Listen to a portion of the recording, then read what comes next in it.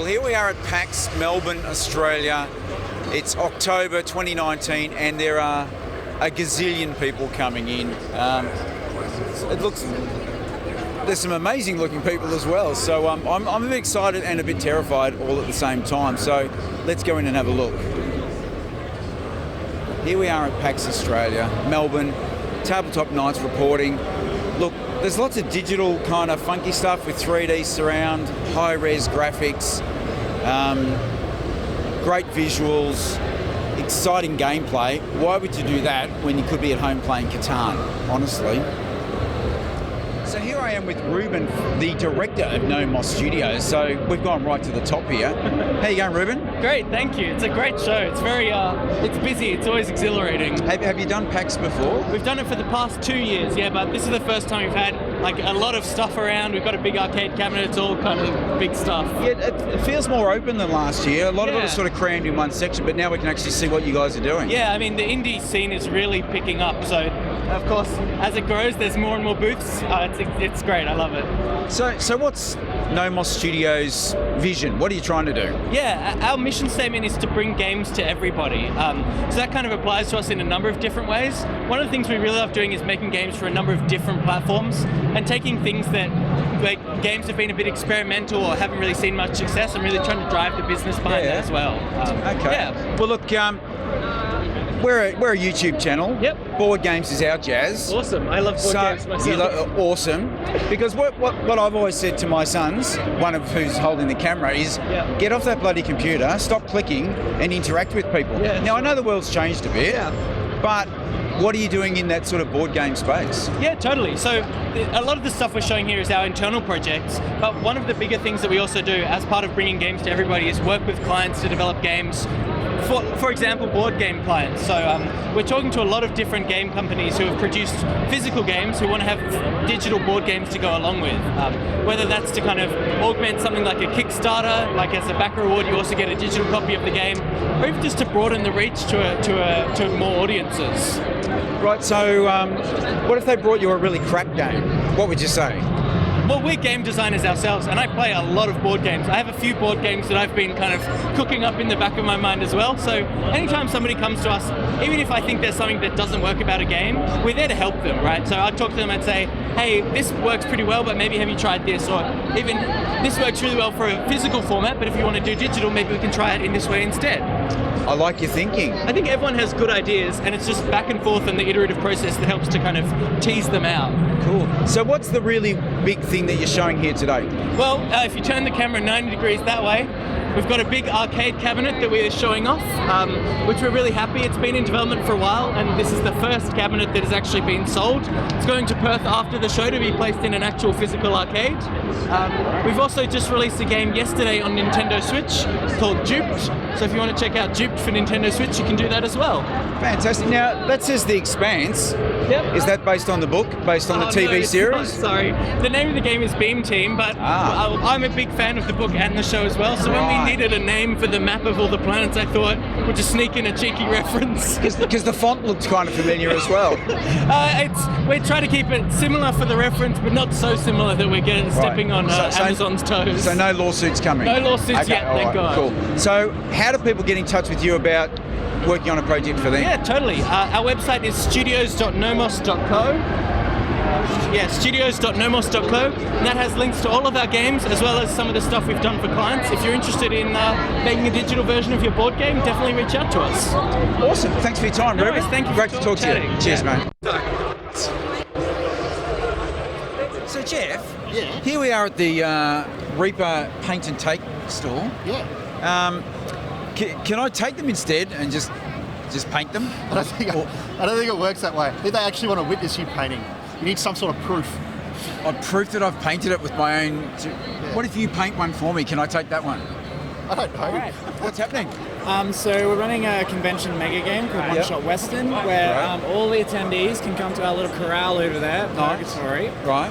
And you get a gun card, a little thing, and some gold, and then you hunt. It's like a treasure hunt around the convention. Excellent. But you can also run up behind people and yell bang and take all their gold. Oh, yeah. But they've got to be wearing their bandana, etc. That's how you sort of know, so you don't get like harass randomly. We will Okay. randomly harass people, but we want to keep it in the club. So this guy's playing. He's helping me deliver treasure locations. Got a bunch of people over here with the things on. That looks We like a should lot get of you fun. one as well. Actually, I'll give you this one. Oh, partner. wow. I think it'd suit me nicely. Yeah, I think it would. You will get shot in the back many times. But I don't have any gold. We'll give you some gold then. Oh, okay. Yeah, that's right. Help? Help? All right, look at how many people run up and try and shoot you in the back. Wow. Are there lots of... Here's some gold, sir. Hey, what are you doing? Get on. I haven't started yet. I'll give him your gold. Oh, awesome. See you later. Wow, great. Desperado. And what's the cause? Why are you running this? Just a convention type thing? So the company is that I run is called Half Monster Games, Yep. and we really like doing these big immersive kind of experiences. Okay. And so the main point is to give convention attendees something like a little more to do between the big activities. Okay. So if you're waiting for like a panel or like waiting in line for something, Yep. you can just look around. There might be one of these handkerchiefs. Sorry. Okay. So and yeah. if people want to hire you, Yep. what do they do? Well, you can contact us at halfmonstergames.com. There's an email address on there. Yep. And also, hopefully, we're going to be at every convention from now on, everywhere. Everywhere. Everywhere, So, so I'll see you in Germany at Essen. Well, I would like to be in Germany for Essen, but maybe we'll start in You Australia. said everywhere. Oh, you're right. You have to hold me to that then. I do. Preferentially, the convention runners will, contact us. Excellent. Give us a little bit of space to run Yeah. it. But yeah, we're just trying to help everyone have a really good So time. what about smaller things? So if someone's got a big fancy party, Yep. are you guys up for that kind of stuff? Yeah, we do. Because we have smaller scale, like, party LARPs. Yep. So there's a smaller version of the one-shot western, where it's sort of, you can be like lawyers and judges, and it's all about finding secret outlaws and rangers. It's a bit less crazy than this. We also have a game called Till the Lights Go Out, Right. which is like you all get a candle. It's like a Okay. spooky one Yeah. where you can be ghosts and stuff. There's a big range of things that we can do. Awesome. Yeah. Well, thanks for the kerchief No and problem. the target on my back. All right, no problem. Thank you very much. Cheers. Yeah. All right. Good luck. All right, so I'm here with Ivan from the Snack Attack team, and they're doing a very eclectic sort of odd demonstration here. Why don't you go into some detail about what it is, Ivan? This is Tiny Teddy's Go to War, which was first run at Conquest in 1993 in Melbourne Convention. So it's a bit of a tradition. It is a tradition. It's a game of tradition locally, and just anyone runs it with their own rules. But we've been doing it PAX every year since 2013. So this is definitely the most delicious looking game I've ever seen. What does it actually involve? What does it You actually should try the involve? one with cheese. I've got one with cheese and cabana and crackers and so forth. Oh, so you do savoury as well as sweet. Yeah, usually, yeah. This year we're just doing Tiny Teddy's Go to War. So is it is it actually a game, or Yes. is it just a snack building Oh, it's competition? it's an incredibly serious game. Right, yeah, it looks very serious. It's very serious. Look, one of the things I love about the game is it just looks like a mess, right? When you look at the table, it's just teddies and cards and dice and things written on the table. But It's amazing. We're getting some there shots now, actually but we've got a is- full dessert castle, full dessert dragon. Yep. Amazing. So how long did it take you to put all this together? We actually were here yesterday, and we were here till 11:30 last night setting this up. It's come up beautifully. Really well done. It's been great. Well, we had some wonderful helpers from the tabletop crew. Sorry, from the PAX Tabletop HQ. They helped out a lot.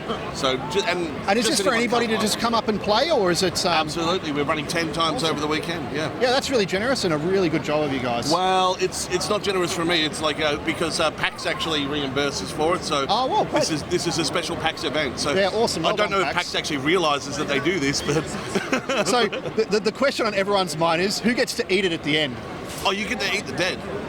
Oh, you so as you the lose it, you eat it. That's how it works. But isn't that counterproductive? I'd send all my troops off to be slaughtered deliberately. Yes. Yeah, because it also means that if you're not doing too well, you're still celebrating. This is definitely the best catch-up mechanic I've ever seen in a game. Right, Ivan, it's been great to chat to you, mate. We'll let you get back to it, playing or eating or whatever exactly it is you're doing.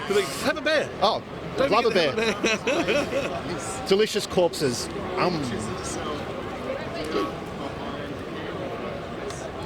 Well done. that was fun. I'm here with Merrick from D&D Melbourne, is that correct? Are you a member or...? Well, more correctly, I'm the Victorian organiser for the Adventurers League, yeah. Is that right? Looks like you've got lots of people signing up and having a look at things. We have a lot of people signing up, yes. So, look, our channel's about to start doing Dungeons and Dragons, and my son's actually going to be a moderator for that, Dungeon Master, or whatever you like to call them these days. I remember D&D being the big, sweaty guys in a dark room, munching Cheetos, drinking Coke, smelly, no friends. Has it changed a bit since then? It's changed a lot. Right. Yeah, there's a huge take-up of it from all walks of life. So there's people everywhere playing the game. Yep. It's men, women, other, whatever they are. Okay. Everyone plays it and has a lot of fun with it. And because I suppose it's such a free-flowing affair, but it's on sort of a rail that the moderator will take you through? It depends entirely on the moderator. Some moderators put you on a rails. A lot more allow you to do whatever you can think of, and then adapt to it. It's entirely the group. All the groups do it different ways. And what's the sweet spot for the number of players, do you think? The traditional numbers of players tend to be 4 to 6, but I've seen games run with more, and I've seen games run with less and be really successful. Okay. Now, Ryan took us through a bit of a practice the other day, and I was rolling 20s all the time. It was quite amazing. Don't you? What should attract players to the hobby now, particularly D&D, because it's not just your standard RPG, or it's got lots of flavour. It's got some people see it as complicated, big, thick books. It's so wide in the imagination. You can do most of the things what you can think of, and because it's a relatively generic fantasy thing, you can do a lot of fantasy flavoured adventures with it. Right.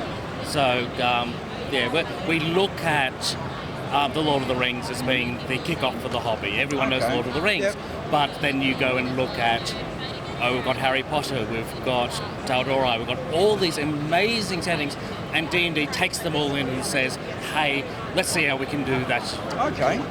Do that. Let's see how we can make it ours and be inspired by it. Excellent. So I think are we in 5th edition now? It is 5th edition. Yes. What happens if someone pulls out 3rd edition and says, I want to play this? Is that against the rules? It's entirely up to the group. Oh, is that right? Yeah. There's not some sort of privy council that says... we frown upon that? Yeah. So if you're talking about organised play, it's got to be the edition of the current thing. If you're talking about a home group, it's whatever you like. Right. And what changes from one edition to the next? It's not a money grab. It's a tweak. What is it? It is. I would say it is generally an adjustment to the changing times. Okay. That you have. At times, the D&D has been a very complicated game because that's what the times wanted. They wanted a complicated game. 5th edition is a much less complicated game. Very easy to play, very easy to pick up, and that's because people want that sort of game now. Okay. So do you see, is there more family groups that would get involved in this, or is it still more, I'm part of a game group, that's what I would kind of do? What do you see in the organised players? Everyone plays it. Okay. It really is. I get here at PAX, we've got huge numbers of new players. We've got huge numbers of players who played it 20 years ago and they come back and they play it again and go, this is fantastic. Oh, great. And I've been doing this for 5 years at PAX, and we've got people from that first PAX coming back and playing again and again and saying they've started their own groups.